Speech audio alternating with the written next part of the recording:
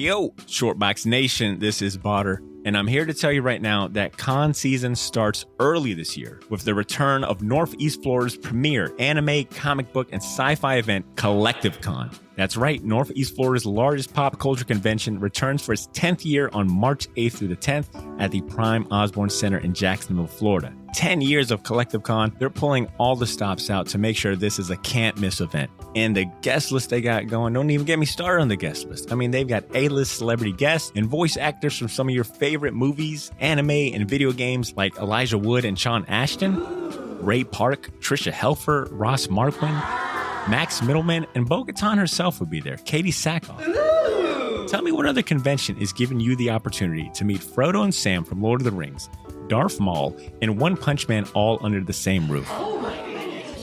Only at Collective Con. And if you're looking to get some of your favorite comics signed, or if you want to get an original sketch from some of the best comic artists in the world, well, you're in luck, because there'll be plenty of comic and creator guests there, like DC comic artist extraordinaire Clay Mann, Harvey Award-nominated illustrator John Taylor Christopher, Marvel and DC cover artist Chris Stevens, and acclaimed Star Wars author Timothy Zahn. They'll all be at Collective Con this year. And if you're looking to bring the family, or if you want to make a weekend out of it, you're in luck, because there'll be so much going on at Collective Con that weekend in the form of vendors, fan panels, video game tournaments, cosplay contests, after parties, and a bunch of fan events. You can purchase single and 3-day weekend passes now using the link in this episode's show notes, or by going to collectivecon.com to book your tickets and hotel. Buy your tickets now, and I'll see you at Collective Con, March 8th through the 10th. Now let's start the show.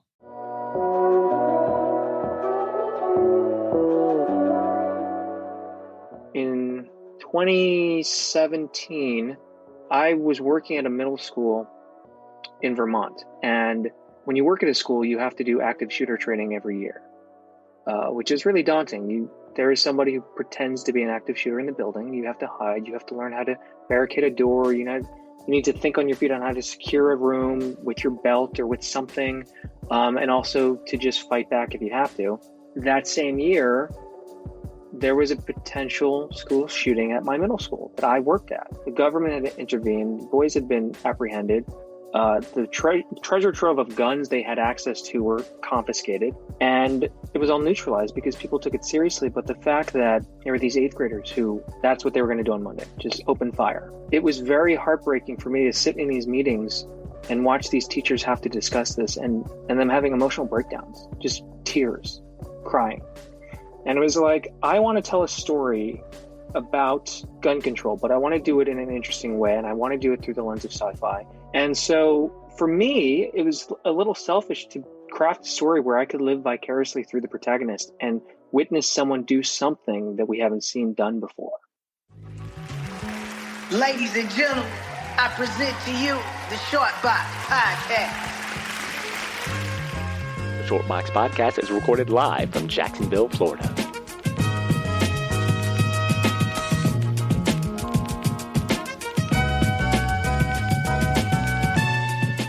Yo, Shortbox Nation. Welcome back. This is episode 336, and for all of you new friends and first-time listeners, welcome to the show. You're now tuned into the Shortbox Podcast. Thanks for joining me. My name is Botter, and today I'm bringing you an excellent conversation with comic writer Jeremy Holt. Jeremy is a non-binary author whose recent works include Made in Korea for Image Comics, 2016 Skip to the End, which was originally published in Heavy Metal Magazine, and most recently they just had an original story featured in Marvel Comics, Marvel Voices Identity Number 1, a one-shot spotlighting some of the most legendary Asian superheroes.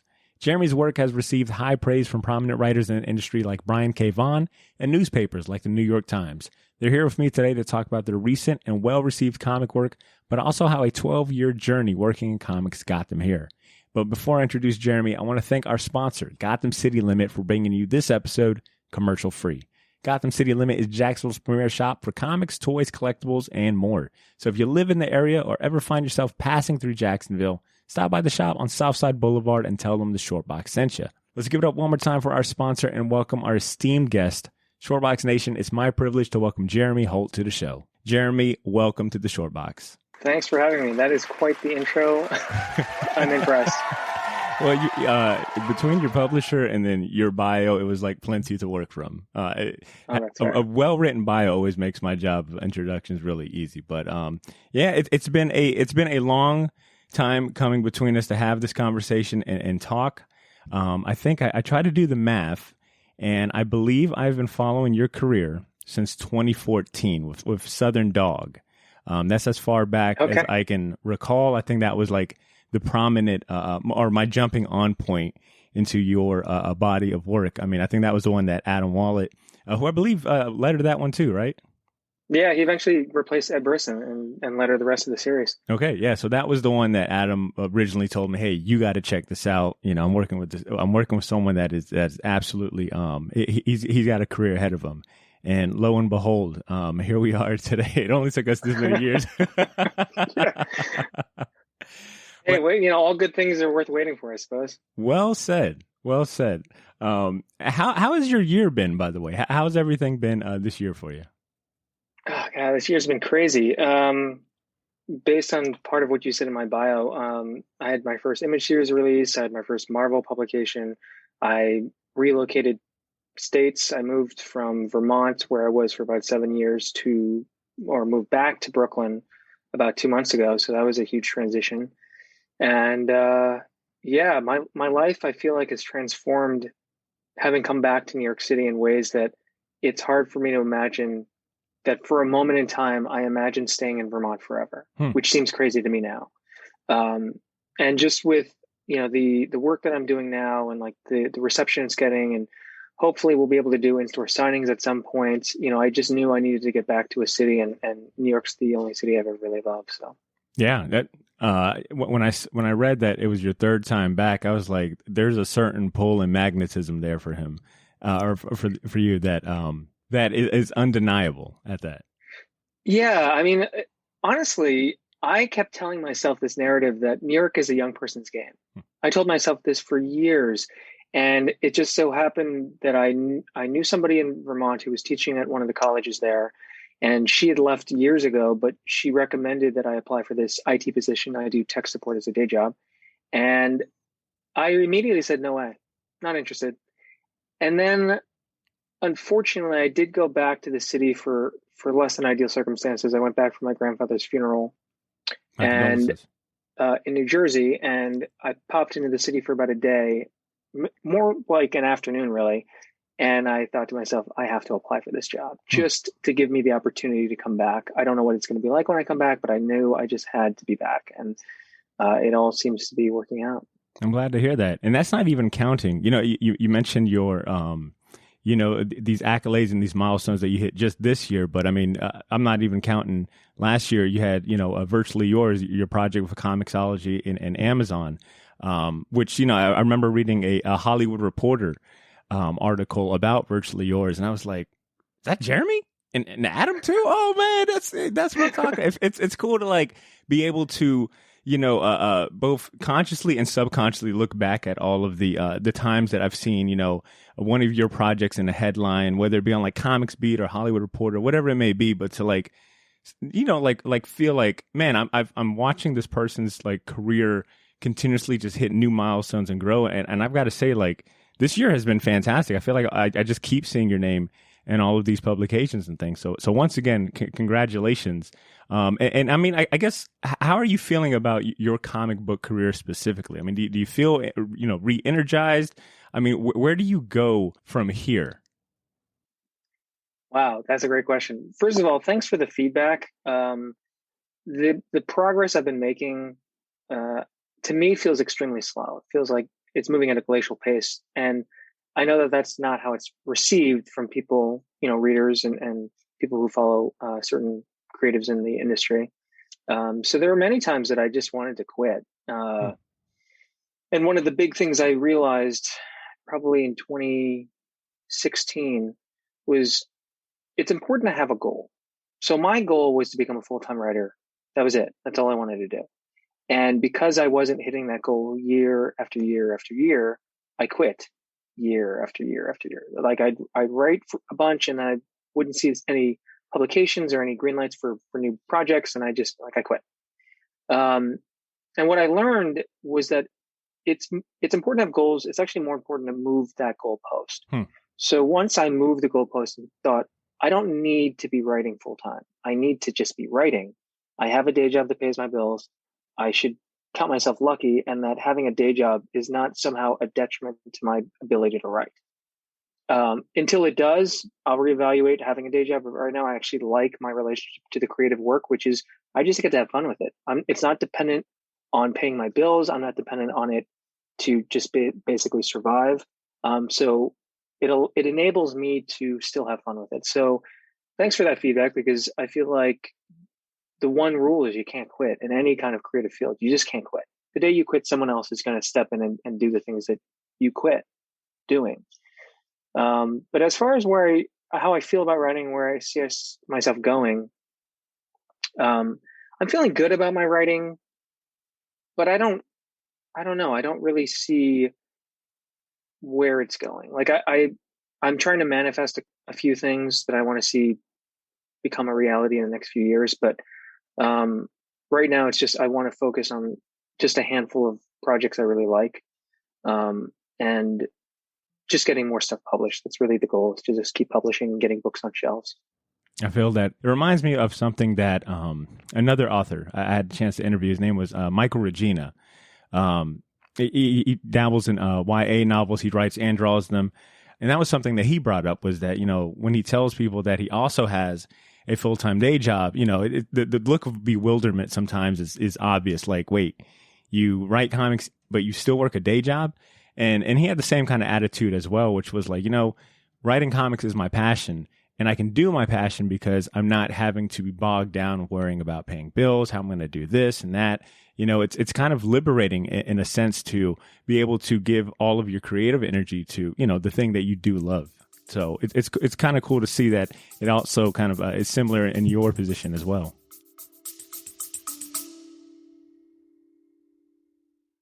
Yo, this is Botter. Sorry for interrupting this episode, but I'll keep it brief. I wanted to let you know about a massive sale we have going on over at the Shortbox store on all of our merchandise and apparel. That's theshortboxstore.bigcartel.com. You can now save 20% off your entire order using the discount code YOO, Y-O-O. So if you've been waiting for the right time to finally buy that gauntlet snapback, or if you ever wanted to buy any of the shirts you see me wear on the podcast, well, now's your chance to get them for a steal. We still have a few sizes left of everything, but they won't last long, and once they're gone, they are gone. And then I mentioned that all of our apparel is screen printed on high quality material. None of that heat transfer or direct to garment stuff. Our shirts are some of the most comfortable ones you'll ever wear, and the hats look even better in person. So wear your support for the Shortbox Nation proudly, knowing that you're going to look damn good doing it. Get to theshortboxstore.bigcartel.com as soon as you can, and don't forget to use that discount code YOO, Y-O-O, to save 20% off your entire order. All of this information can be found in this episode's show notes if you want to get there faster. Thanks for not pressing fast forward. Now back to the show.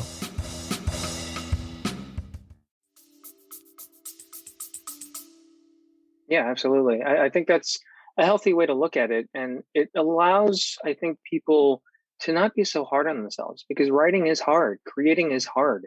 Sitting in that chair and producing work is hard. And it can be a challenge to just be kinder to yourself, especially when you have, huge aspirations and you don't see them happening. And I also had to let go of where I thought my career was going, and just focus on producing work. You build it, they will come, kind of thing. So I've just been leaning on that more. Well said. We're kind of, speaking about the present. I want to take a quick step back and kind of look at your comic book origin and ask, do you remember your first conscious exposure to comics? Like, do you remember maybe that one specific moment that like locked you in as a lifelong fan? Yes. I would say that the first time I was exposed to comics that I thought were interesting, they happened to be a part of my oldest brother's comic book collection. He was a collector as a teenager.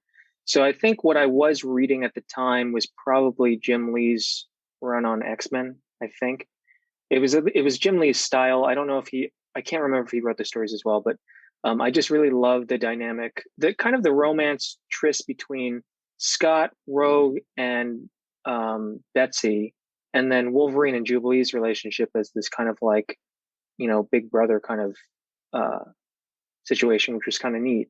But I didn't really continue after that. I read those when I was a kid and kind of forgot about them.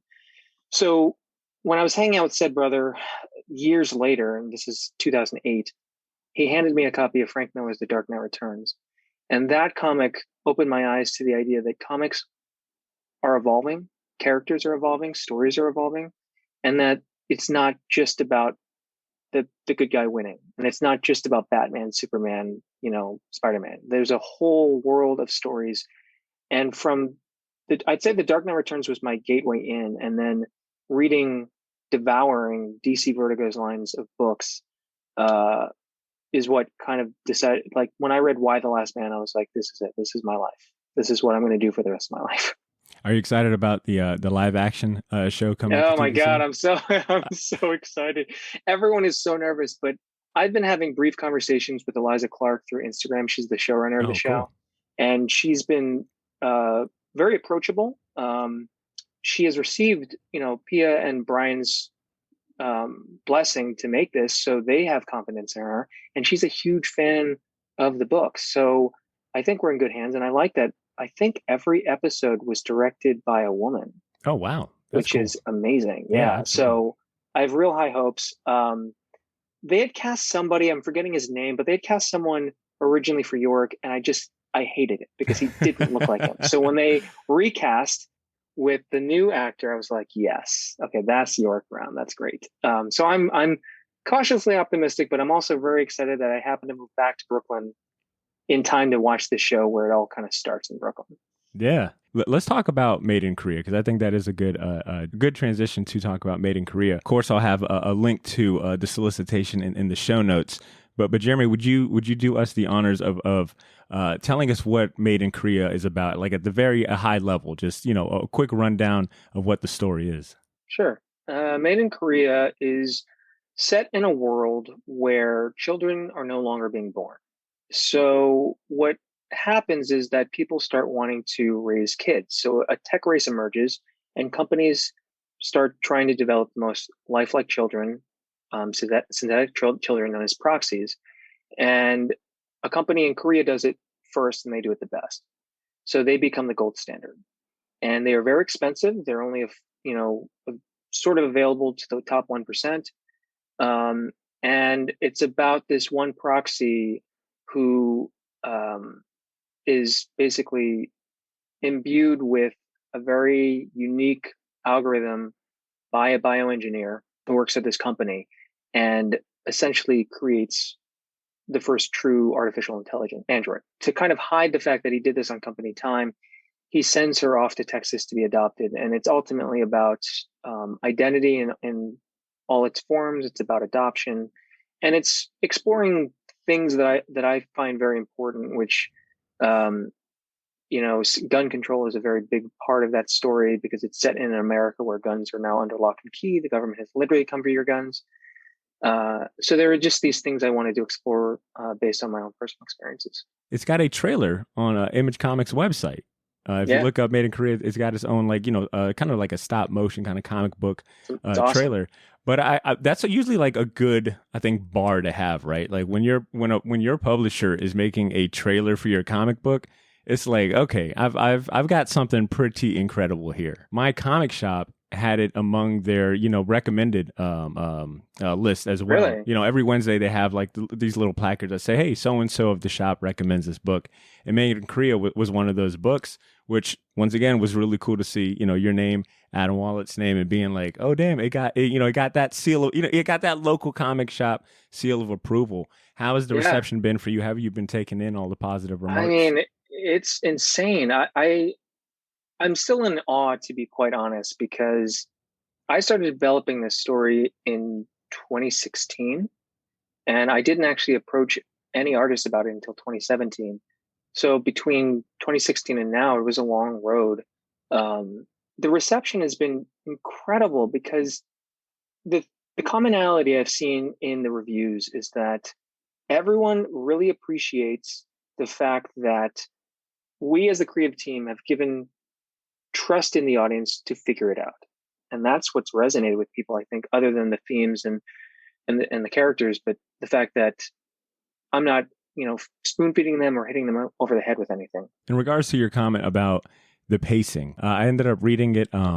Actually, ended up devouring all four one very late night that I should have been in bed rather than reading comic books. But, I was like, all right, let me just give the first, because it's up to issue 4 for anyone listening right now. 5 and 6 should be out sometime, I believe, in either late September or October. But I read issue 1 thinking, okay, I'll read issue 1. I'll read the rest of them in the morning when I'm a little more awake. Once it hits, we're off to the races. I mean, I think by the end of issue 2, I needed to know what happened in issue 3. And then I damn sure wasn't going to end the night on a cliffhanger in issue 3, because your cliffhanger in issue 3 is like, oh shit, it's about to get real for my girl Jessie here. Like, of course I'm already like emotionally attached to Jessie because she's learning, she's finding her own identity, her own voice.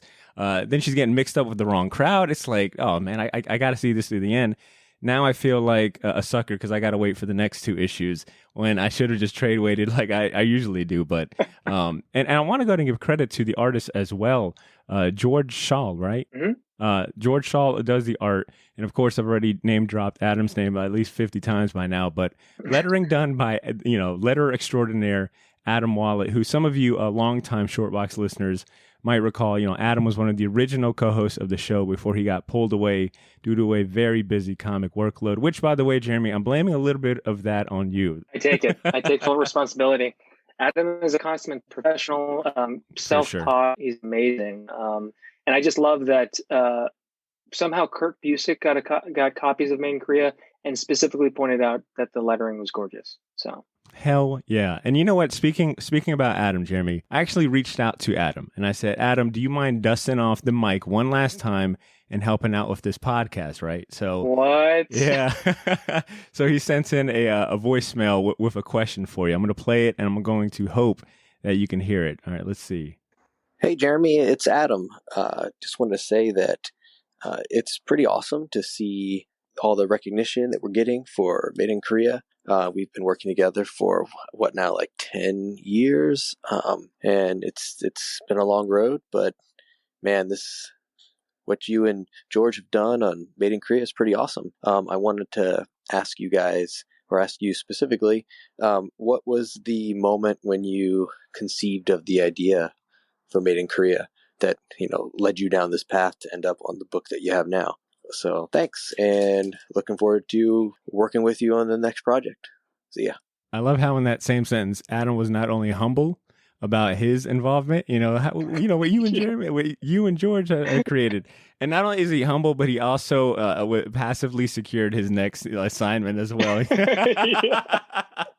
Well played, Adam. Well played. That's a great question. To be honest, I think I've always wanted to attempt to write an artificial intelligence story because I really love that part of the sci-fi genre.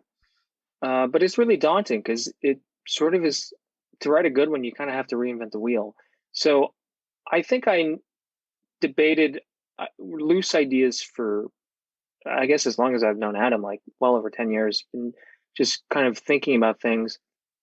And then when I saw, I think it was a mixture of seeing Spielberg's AI, Neil Blomkamp's Chappie, and Alex Garland's Ex Machina. And there's a Netflix original film called Mother, which I forget who directed and wrote that. But what I realized was that every great AI story that I like, I believe at its core is an adoption experience. I just don't think anyone's done it directly. I think Spielberg had a chance, but that's a really complex history behind that film, with it being developed by Kubrick for years. So I didn't see anyone do it directly, and that's when I thought, okay, now I had a concept. I want to write an AI story. And now that concept has grown some legs and it's starting to move. So that's really where it stemmed from. And then in 2017, I was working at a middle school in Vermont. And when you work at a school, you have to do active shooter training every year, which is really daunting. There is somebody who pretends to be an active shooter in the building. You have to hide. You have to learn how to barricade a door. You need to think on your feet on how to secure a room with your belt or with something, and also to just fight back if you have to. And that same year, there was a potential school shooting at my middle school that I worked at. Oh, wow. We're talking about 8th graders. So there were 2 8th graders who were talking about their kill list, and they were doing this all in Fortnite. their classmates saw the exchange, took it very seriously, got very scared, and then told the teachers on Friday. By Saturday, the government had intervened. The boys had been apprehended. The treasure trove of guns they had access to were confiscated. And it was all neutralized because people took it seriously. But the fact that there were these eighth graders who that's what they were going to do on Monday, just open fire. And it was very heartbreaking for me to sit in these meetings and watch these teachers have to discuss this and them having emotional breakdowns, just tears, crying. And it was like, I want to tell a story about gun control, but I want to do it in an interesting way. And I want to do it through the lens of sci-fi, because I think that the conversation, all I hear is thoughts and prayers. And, I've heard about schools designing hallways that are curved to minimize the potential of being shot. And it's like, that's not the problem. The structure of the school is not the problem. And so for me, it was a little selfish to craft a story where I could live vicariously through the protagonist and witness someone do something that we haven't seen done before in that kind of crisis. And from there, I then started thinking more about the identity component, and I realized, the gun control, the active shooter stuff is just part of that story. It's probably, half of it maybe, or the first act. And then I wanted to explore more about her identity as not only being true AI, but, being Asian, essentially, being displaced, having that diaspora of not fitting in with the culture you were adopted by and not belonging to the culture you're from. So that's kind of the genesis of the story, really. Wow. I am speechless. I mean, first and foremost, you have my sympathy, and I'm sorry you had to go through that traumatic experience. Secondly, would it be safe to say that, it sounds like it, but would it be safe to say this is probably one of your most personal bodies of work? It sounds like it kind of encompasses, a lot of different parts of you. Yeah, it was my second attempt at getting very personal, because Virtually Yours was the first book where I decided to weave in my own personal narratives. It was around the same time that I came out as non-binary. I started to unpack my own identity as far as being, a transracial adoptee, recognizing the color blindness that I lived within my family, the internalized racism I had as a person trying to fit into society. And with Virtually Yours, I decided to write about some pretty personal things regarding a really toxic marriage I was in, and my feelings around that, and also trying to make it a rom-com that I wanted to write and read. So that was my first attempt, and I enjoyed it so much, and it was so well received that I realized that I kind of was doing this whole storytelling wrong. I was writing about characters, specifically white male cis protagonists, that aren't me. I knew that I viewed myself as white for so long. In fact, the running joke I used to tell people for years is, "Oh, I'm not Asian. This is all a facade. I'm white," which is, looking back on it, a really problematic thing to say. And I had to, years of therapy to kind of understand this and unpack it and process it. And for Made in Korea, I just kind of leaned on the pedal a little harder, because I was like, I know what I did with Virtually Yours. I want to see how far I can take it with Made in Korea. And it's really, if you write what you know, truly write what you know, and if you can weave it into a story that is accessible to an audience, you can explore all of your problems in your stories, and people actually will get something out of it, and it'll resonate with them, because we all have similar problems. And if you can make that relatable, then, you'll have readers. Would you say writing, or maybe these recent projects like Made in Korea, have they been therapeutic for you? Oh, 100%. I've heard that advice a lot from writers. Write what you know, but I think the way you just laid it out, that might be the best explanation of that phrase and piece of advice. Yeah, because the write what you know is too vague of a piece of advice, because it's like, well, what do I actually know? Like, what is this knowledge I'm supposed to dispense into my stories? And really, it's more about your personal truths. And I was highly inspired by one of my favorite novelists, Michael Chabon, who wrote the 2001 Pulitzer Prize winning novel, The Amazing Adventures of Kevlar and Clay, which is a novel I tell people who turn their noses up at comics. I say, if you want to understand why I do what I do, read Kevlar and Clay, because that book explains the joy and the heartache and the exhilaration of writing comics, of creating characters, of exercising your demons, of exploring topics that people don't want to talk about, and engage with people in this really fun, creative medium.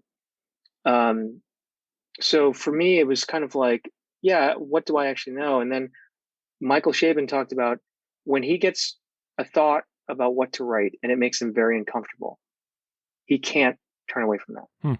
And to me, it's like finding gold. Like, I can't just throw this back into the well. Like, this is what I've been looking for. And now I don't know what to do with it exactly. And it's super precious, but this is the good stuff. And this is, the stuff I need to be writing and leaning into. When it comes to tapping into those, those memories and those feelings and whatnot, like, does it have to be, traumatic's not the right word, but I'm gonna run with it, whether it be traumatic or hard or something like to that effect. Do you think that is the best source, or is there an opportunity to tap into, like, those happy thoughts or those, those positive experiences? Like, is there a difference in how, what type of story you end up with depending on where you tap into? It's a good question. I think you can pull from all of it. I think when it comes to the conflict or the trauma, I think that stuff is really interesting because, we all have trauma. And I think that's something I didn't really understand. And we all, and trauma exists on a spectrum. And if you do the work and unpack your trauma, there is so much to work with. And you can dissect things into so many parts that you can rearrange them. You can infuse something traumatic with something happy. I mean, like, it all fits together. It's all compatible, but you have to break it apart. And that's what I've done for myself. And honestly, when I think of like any kind of character that goes through any kind of conflict, it's interesting. It's more interesting if you can pull from something tangible. Like, I think a good example that I saw recently was just the Matt Reeves' new Batman film that's coming out. What I loved about the trailer is that it feels more like a noir, which is cool. Yep. But specifically with his suit. So the bat emblem on his suit, if anyone has noticed, is two halves of a handle of a pistol. Now, what I understand is that was the character working through his trauma by taking the thing that causes him, that is his literal trigger, and wearing it and owning it. And that kind of stuff is like, that hits me in my core, because it's like, this is someone who understands trauma work.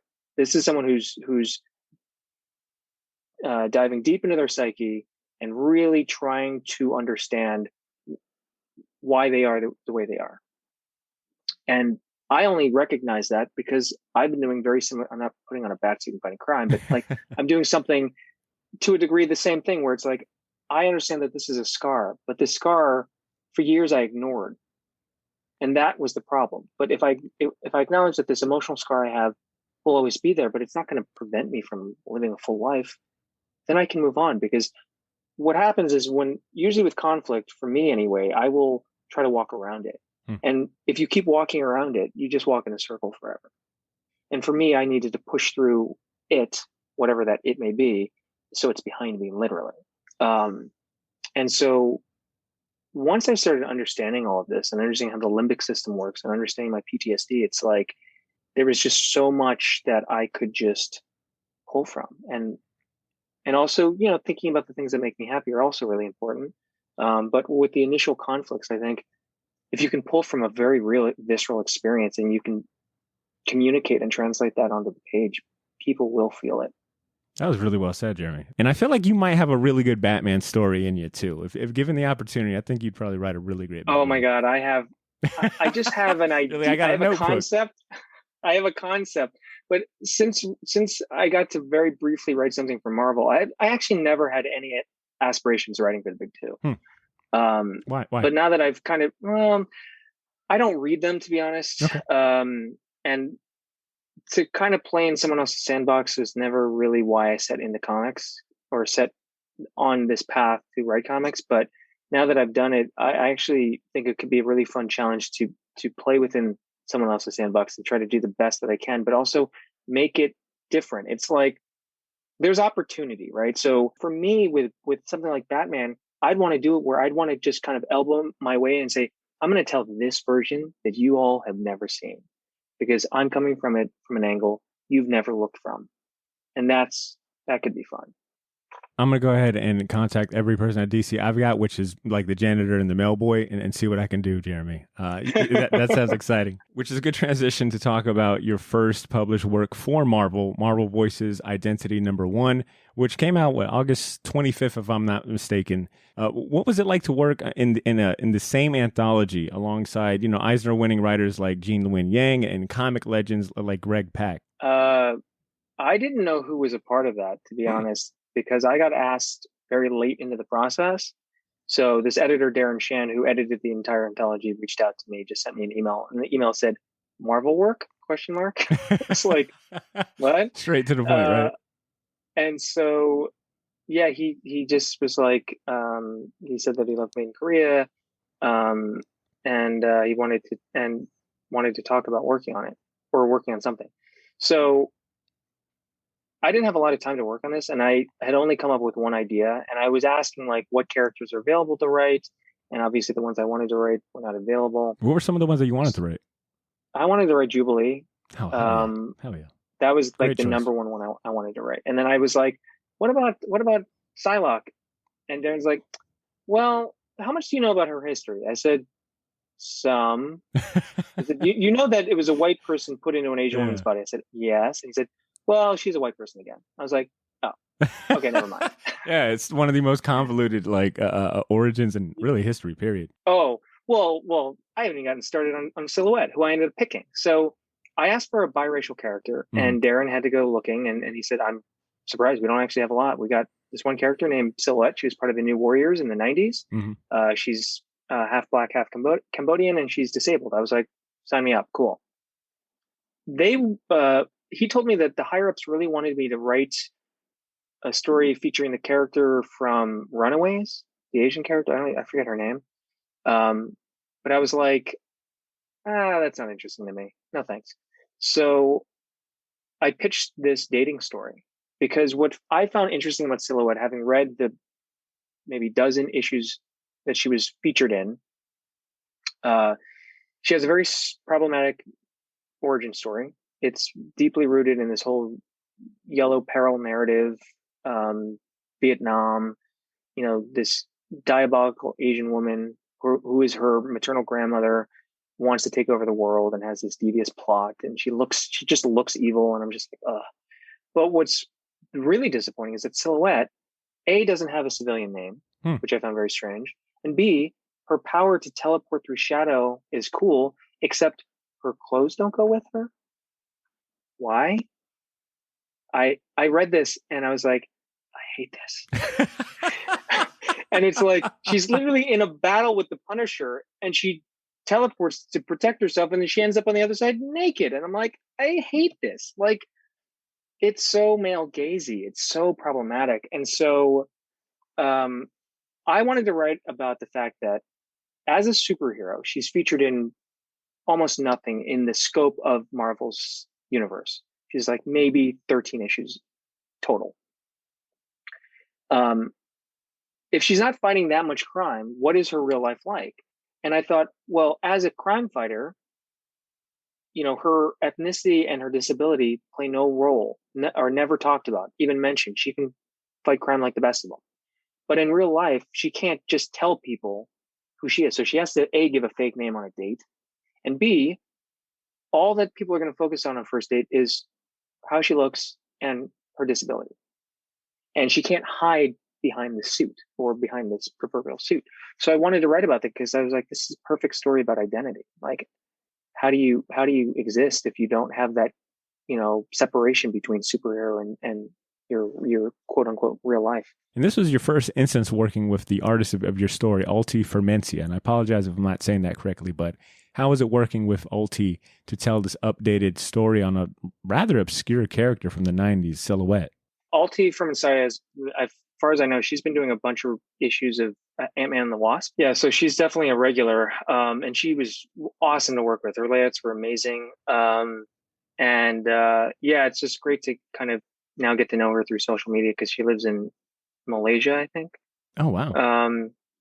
And yeah, I just, for me, I needed to find a character I could sink my teeth into, something that I could ground them in some way. Like, I like writing all genres, but I will always try to ground the characters and write, a relatable conflict, despite whatever, whether it's sci-fi, horror, romance.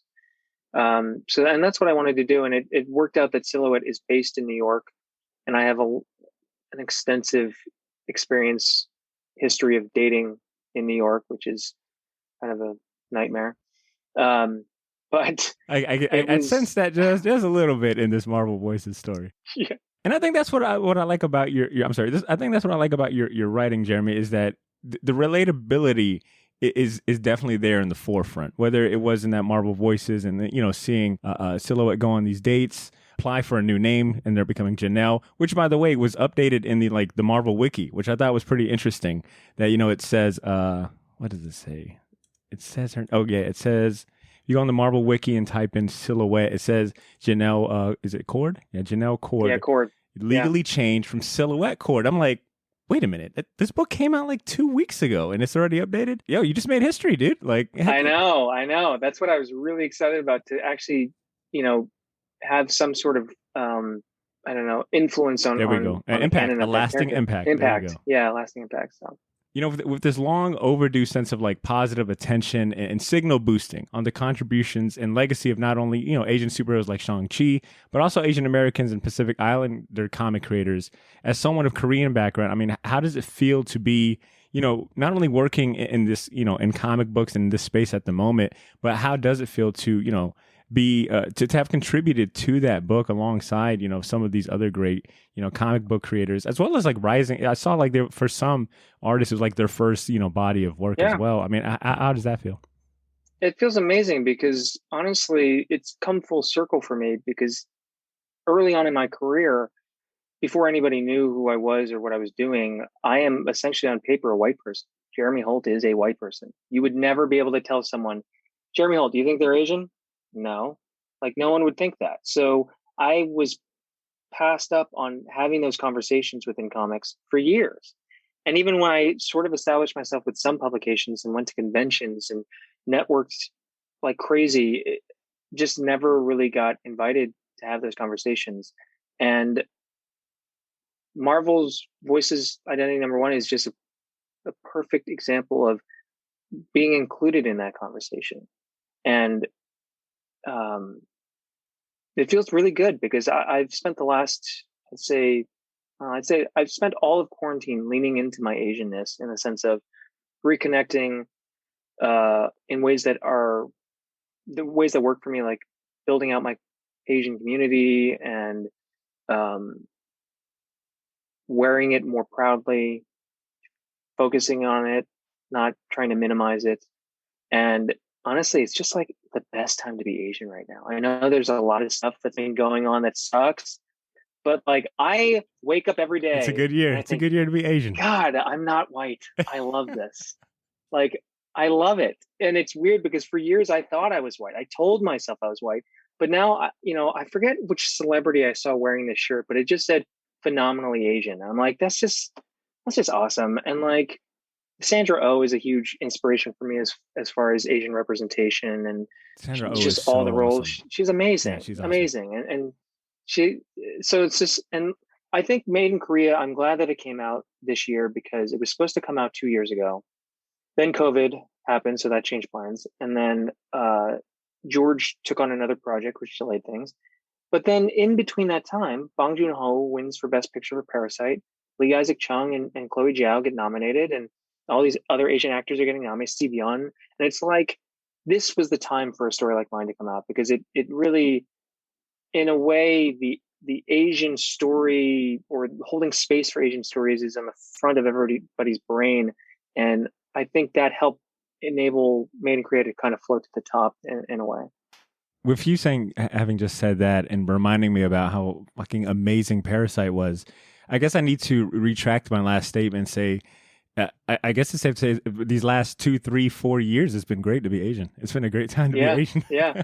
I mean, honestly, I should have been thinking it's great to be Asian the whole time. Yeah, But yeah, right, it's yeah. a journey. Yeah, It's a sometimes, journey, you it's a know, process. yeah, that's funny. So I've given you a lot of praise on your writing. New York Times, Comics Beat, you name it, have also sung your praise about your writing and your work. But I want to ask specifically, what's it like having received praise from a highly regarded writer like Brian K. Vaughan, who you just, gave a lot of props for Why the Last Man and that being such a big influence on you? I mean, it's just insane. It's surreal. I've met Brian twice. Before Fiona got off of social media, we were friends and we used to hang out whenever we'd run into each other at conventions. I mean, one of my greatest moments early on, I think it must have been 2011.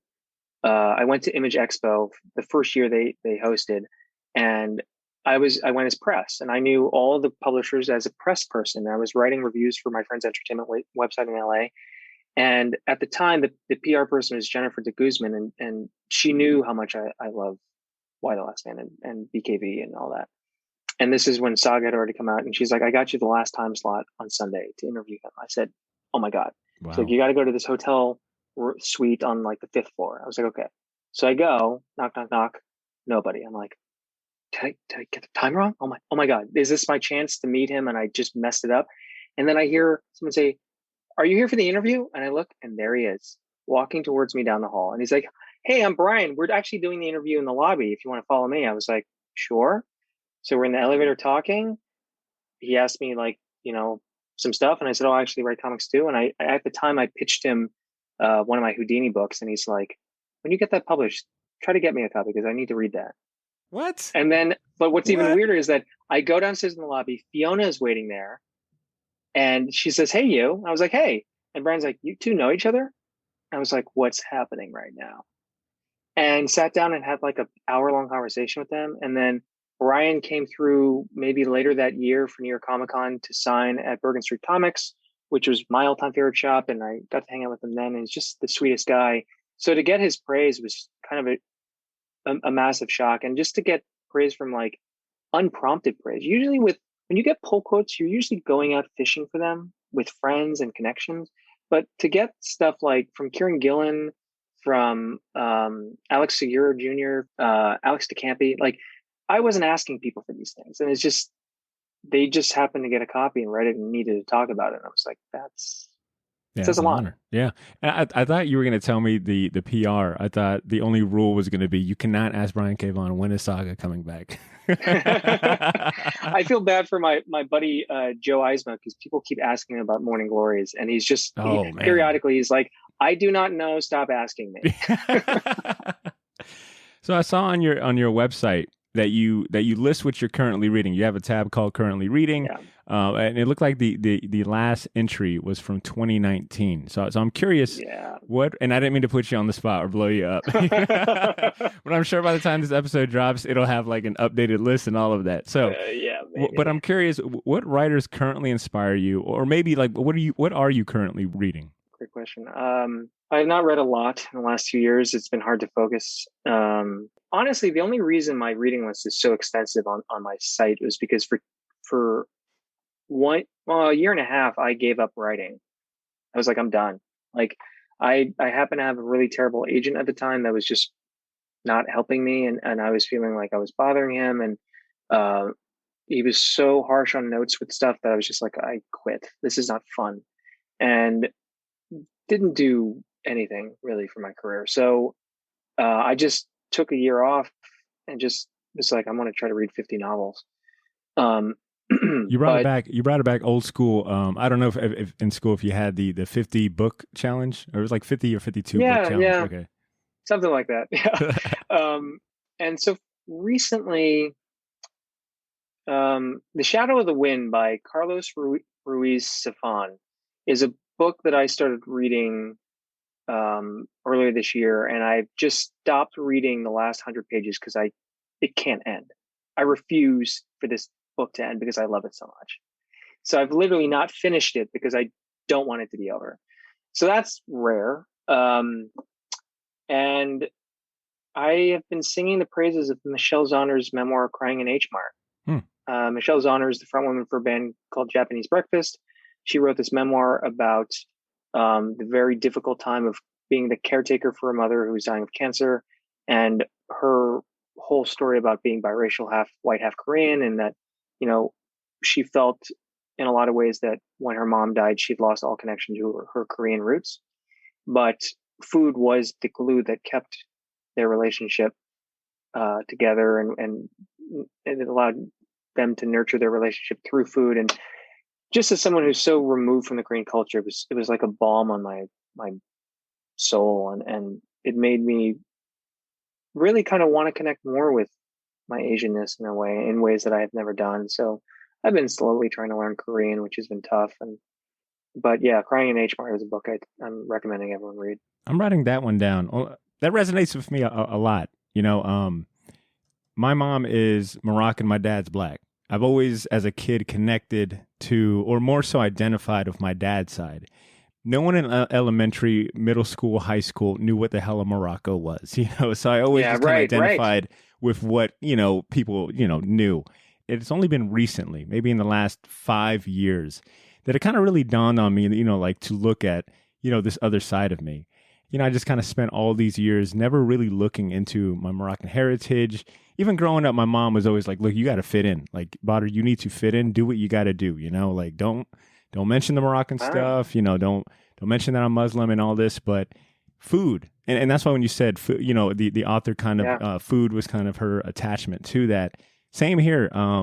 Food for me and thinking about my mother's cooking really connects me with that side. And I'm kind of in the same boat. Like, I've really kind of tried to like research more about Morocco, understand the culture more. I'm trying to plan a trip or whatnot. So a lot of things that you're saying, like, definitely resonate with me, kind of being in this position of like being from, two different, backgrounds and trying to find like a good middle ground and trying to make up for like earlier years of just kind of being, willfully ignorant of who I could be. So yeah, definitely. And it's great that someone told a very personal story, and it's resonated with so many people. And I love the news that I heard recently that she's going to write the screenplay adaptation for a feature film, and her band's going to do all the music.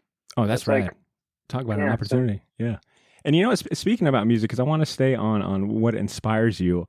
I know that you graduated from SCAD, of all places, with a degree in sound design. I also, I think a few weeks back, I noticed on, I think it was like Instagram or something, you posted a photo of a vinyl for Mac Miller's Swimming album, which to me is, I can make a whole podcast episode about why that album just means so much to me. But it's cool knowing that it seems that you're also a fan of Mac Miller, learning that you've majored in sound design. I was curious, do you listen or look to music when you're writing? And is there a specific album or albums that has influenced any of your existing or recent projects? Yeah, music is the absolute, I don't want to call it a crutch, but I need to listen to music. It's the quickest way to get me into a headspace, and I will craft playlists based on a book or that I'm writing or characters. For Virtually Yours, I actually created separate playlists for Eva and Max. I think the most prominent soundtracks or music that I listen to when I write are probably film scores. So Thomas Newman is one I listen to a lot. So like the American Beauty soundtrack was one I listened to a lot while writing Made in Korea. Trent Reznor and Atticus Ross, their scores, to specifically The Social Network, is amazing. Their score for Soul, which won the Oscar for Best Animated Film, as well as The Girl with the Dragon Tattoo. They've produced a lot of scores, and all of it is just gets me. Watchmen, HBO's Watchmen, they did the score for, which is amazing. So yeah, I listen to a lot of film scores. Occasionally, depending on the scene, I might listen to a particular song. So I think Ross Tam's latest album, Change Phobia, Phoebe Bridgers' Punisher. These are albums that I've listened to extensively. And I should have asked this probably at the beginning, but your degree in sound design, what does that encompass? Like, what was the study on? So there were two tracks you could go down. You can go into music or you could go into film and TV. So I went down the film and TV route. So I had to do like location sounds, like holding a boom mic, running a sound mixer, which I hated. And then the sound editing of being in post-production in a sound booth. That's what I love. Doing ADR, Foley. That was a lot of fun. If I had a musical ear, or if I knew how to play an instrument or understood music theory, I totally would have gone the music route. Because I just love music, and I did have to record bands, but like, I don't know how I got good grades in those classes, because I was like, I have no idea if this is in time. I don't even know what time is. Like, what's a bar? What's a measure? I don't know. I think it sounds okay. Like, I just totally winged it with those projects. But so it was mostly film and TV. And what's strange about this is I gave up on the whole film thing years ago, over a decade at this point. And one of my friends who still works in film, my friend John, who actually wrote the lyrics to this song "Skip to the End" in the comic. John was one of my first people I met. He's my music guru. He's introduced me to so much music over the years, and he still works in film. And when he read one of my comics, he said, "You know, you've gotten further than all of us in the film program." I was like, "What are you talking about? You work in film." He said, "No. Your comic book is everything. You wrote a script, you produced it, you edited it, you directed it, you cast it, you did everything." I was like, "Oh, wow." I was like, that's very interesting. So I guess I didn't totally waste my degree, I guess, is the takeaway. That's a good way of saving it. So, I mean, do you carry that mentality? I mean, that sounds like it was a couple of years ago, because Skip to the End came out, 2016, when it was in heavy metal, and I think a few years 2016. After. So, like, do you kind of carry that mentality with you now in your recent work? Like, that mentality of, I'm wearing many different hats?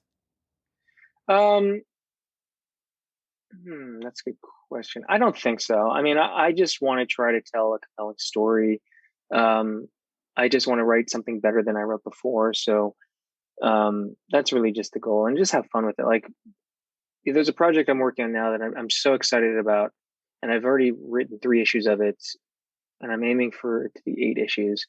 But like, that's what's fun, is getting lost in a project where everything's there that I need to work. It's like my mise en place before I cook something amazing is all there, and I can just grab what I need and I just get to work. So writing those 3 issues was actually very easy, and that's the kind of stuff I just want to keep focusing on, and hopefully find a publisher. Well, and do you have like a go-to approach when it comes to working with an artist, or is it more hands-on or more hands-off, would you say? Because I'm getting more of a hands-off feeling. Definitely hands-off. When I started, I was very hands-on. I micromanaged. I didn't write good scripts at the beginning. Like, I didn't write very good panel descriptions. So oftentimes artists were emailing me being like, "So what's happening in this panel?" I was like, "Well, that's a problem. I'm definitely not doing my job as the writer." The artist is like, "I don't understand what's happening." So I've crafted a process over the years of essentially forcing myself to edit my work, because I hate editing. But with the process that I do, my script, by the time it gets to an artist, it's essentially been edited a minimum of 4 times. Because I segment and break up how I do the writing. And for me, it's all outlining. Outlining is the heavy lifting creatively. Once I have an outline, writing the script is essentially transcribing that outline into script form. But along that way, I'm also editing, being like, well, that thing I noted in the outline, I'm going to lose because the story's already going in a different direction as I'm scripting it.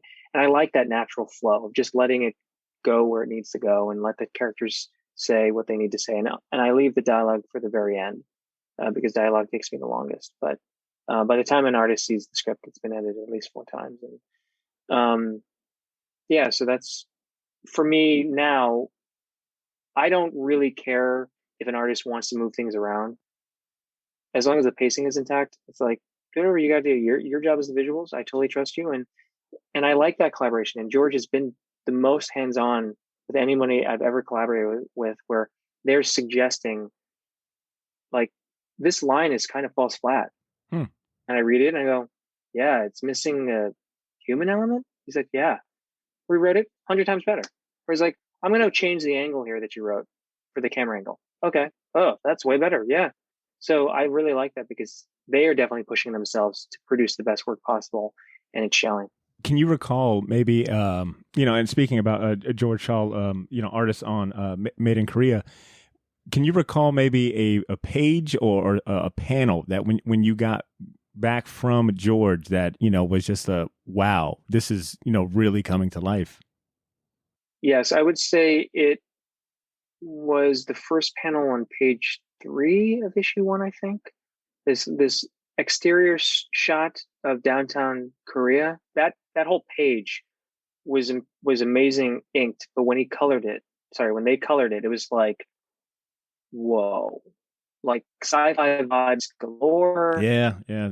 The neon pinks really stand out too. Oh yeah, so like that kind of stuff. And then yeah, just, we talked a lot about fashion, which I didn't write any visual cues for that. So they took it upon themselves to kind of riff on what we had discussed. And it just feels futuristic. And that was the point. We didn't want to set a story so far into the future. This is essentially a post-apocalyptic story at the beginning of said apocalypse, not at the end of it. So, people are still living their lives, but this is the top of the roller coaster, right when you are about to do the free fall. And this point in time, it's still creeping up to the top of the hill. So, there are still teenagers. I mean, all kids aren't totally gone, but you see the effect it's had. That to me was more real than, oh, let's open up on a desert wasteland and there's nobody around. It's like, you already lost me. Like, it's not grounded and it's not interesting to me.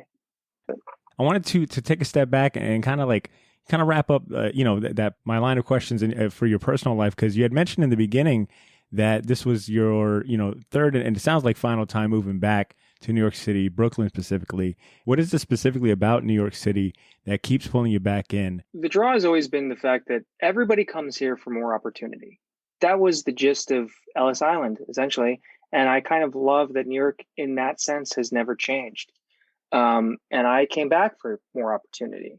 And so that's really the draw. But I've also changed my relationship with the city in the sense that I don't rely on it for my creativity.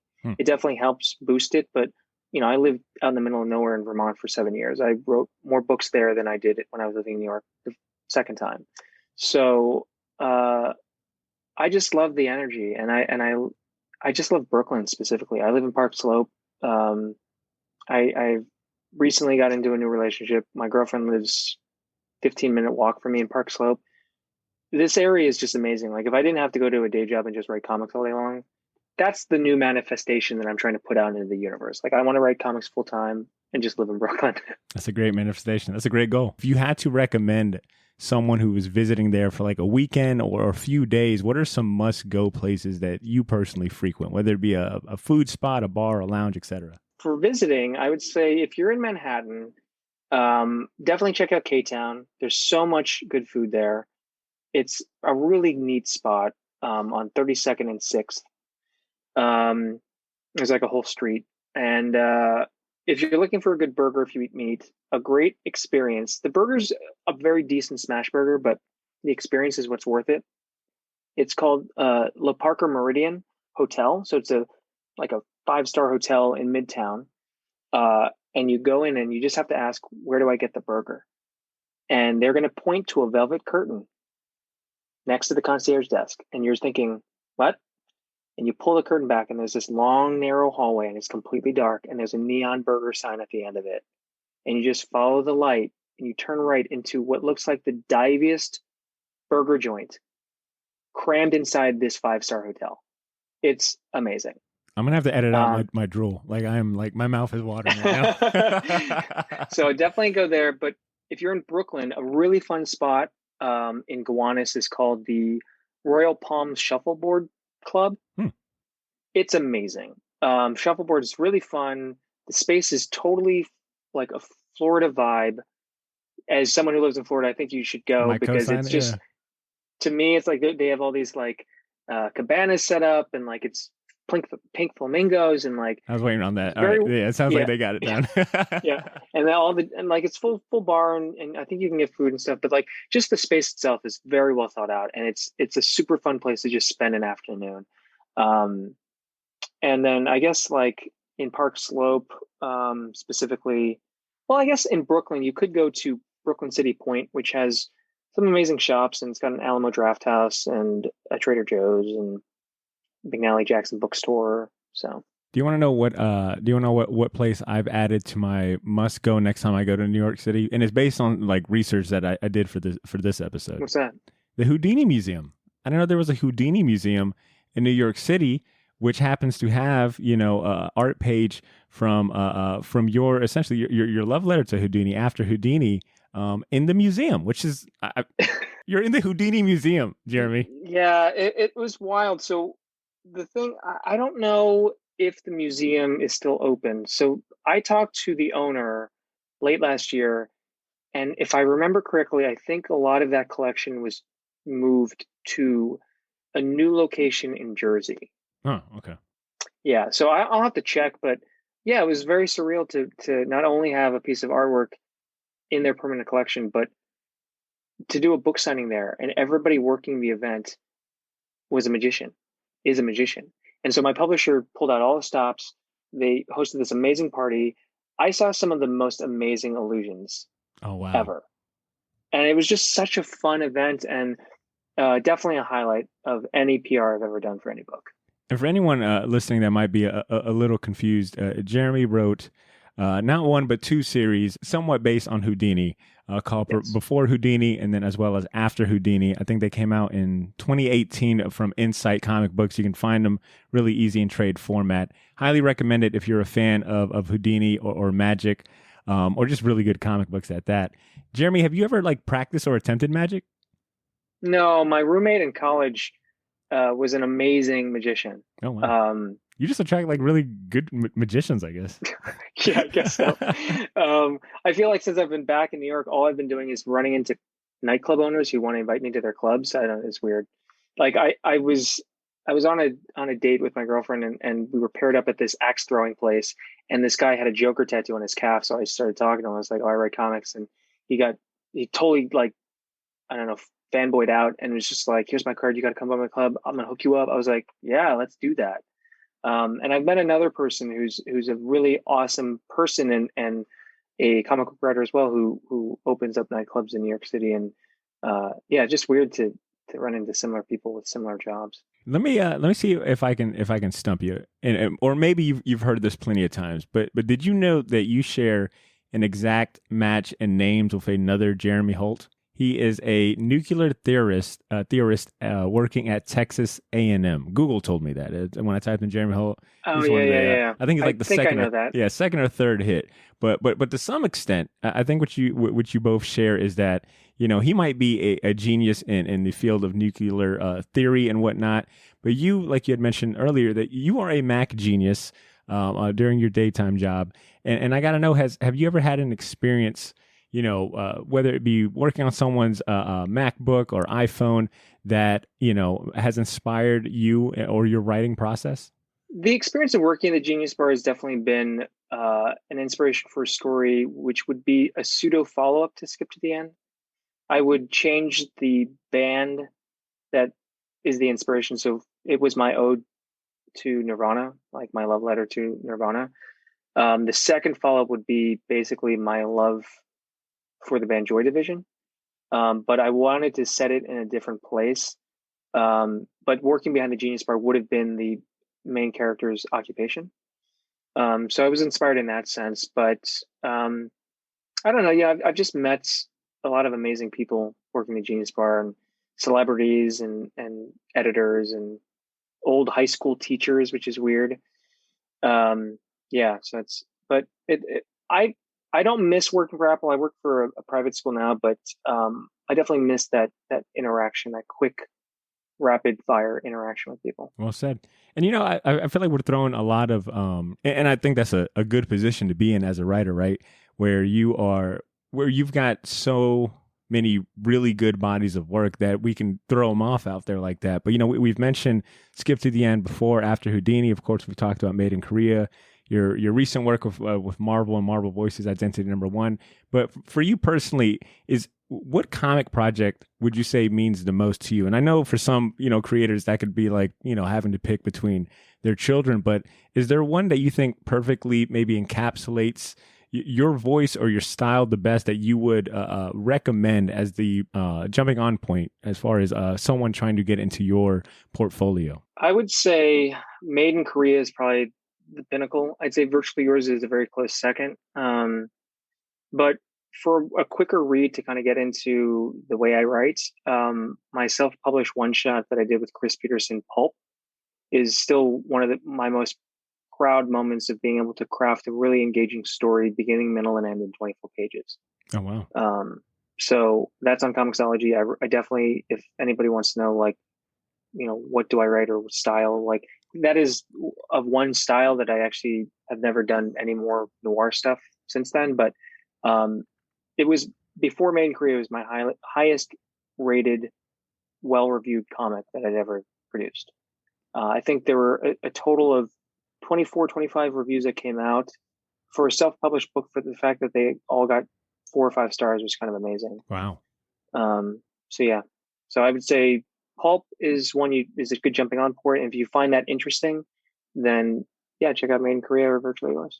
I'm gonna put that in my cart as soon as we're done. I'm putting that one in my cart, especially after how you broke down that Batman trailer. I feel like I feel like your noir stuff is probably not to be played with neither. So I'm gonna check that out.